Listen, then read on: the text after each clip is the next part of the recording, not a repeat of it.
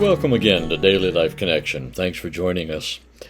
Yesterday we talked about the God of the ordinary, and we focused on how God invests himself or partners with ordinary people, ordinary events, ordinary objects in life.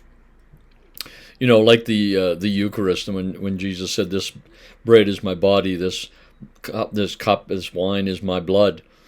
He was investing himself in ordinary bread and wine, and it became something so much more because of that to us.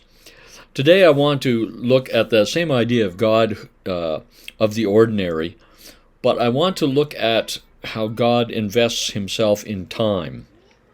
Yesterday we were talking how he invests himself in creation.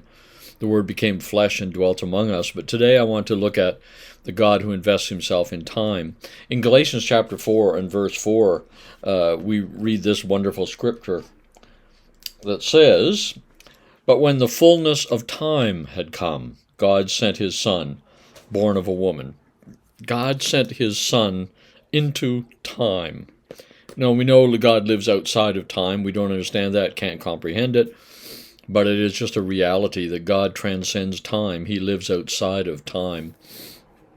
And we don't. We live in time, in the constraints of moments and hours and days and weeks and months. And, you know, we get trapped in this. We can't go back into the past and we can't go into the future. We can only be present in the moment. Unlike God, who can invest himself anywhere in all of that.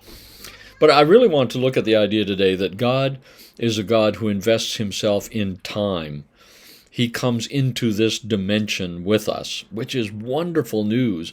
We don't have to wait until we die and go into eternity to be in God's presence, because he has invested his presence in time, in this current moment. He is very present with us. I mean, we talk about Emmanuel, God who is with us. We read in Isaiah and Jeremiah where God said, I will be with my people. I will dwell with my people. I will be there in that time period, present to them.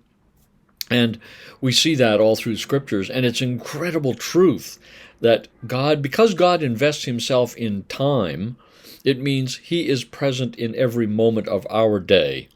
Again, I think, sometimes, and church is wonderful and worship is wonderful, but we seem to feel like that's the only time God is really present.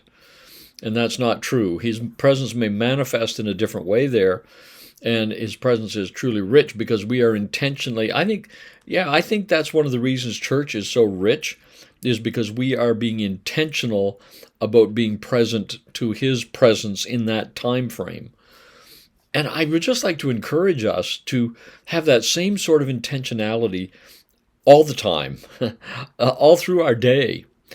He is just as present, when we are doing ordinary things, talking on the phone or working on our computers or planting in the garden or even more mundane things, making a cup of coffee or doing our chores, whatever. He is present in those moments, just as present as he is during the Sunday church service, or during our, when we're meditating or praying or reading the Word.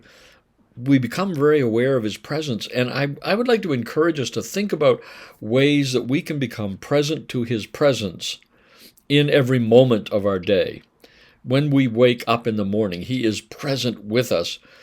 Can I be intentional about being present to that presence?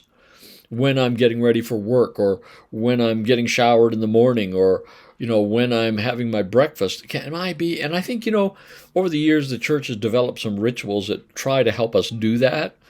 Much of the more liturgical church and historical church has always had multiple times of prayer throughout the day: morning prayers, mid-morning prayers, noon prayers, afternoon prayers, evening prayers, night prayers. Why was that? I think that a lot of the reason was to just get us to be intentional about focusing on and being attentive to the presence of God in ordinary time, in just our ordinary days. That was a wonderful way of doing that. I mean, I would encourage, it's called daily office. I would encourage you to think about that and just maybe find a way that you take a few moments in the morning, and then at noontime, when you're on your lunch break or whatever, just take a few moments. It doesn't have to be an hour, and go for a walk, or sit and look out the window, or just purposefully be attentive to the presence of God in that time, in that moment. I believe it enriches our day amazingly. I believe our life can become richer and fuller and more full of joy as we just intentionally pay attention to the presence of God, be attentive to the presence of God in ordinary time, because He is the God who invests Himself in the ordinary, in ordinary things, and in ordinary time. Isn't that amazing? It means that we are constantly surrounded by the presence of God, because He invests Himself in the creation around us to reveal His glory, and He invests Himself in the time and in that moment. So there's never a moment when we are outside of that presence of God. And it's like this great opportunity for us at every moment of the day to stop and just enjoy and be filled with the glory and joy and grace and mercy of the presence of God in that moment. The God of the ordinary, the God in ordinary time. Well, let's think about that, and we'll talk again tomorrow. God bless.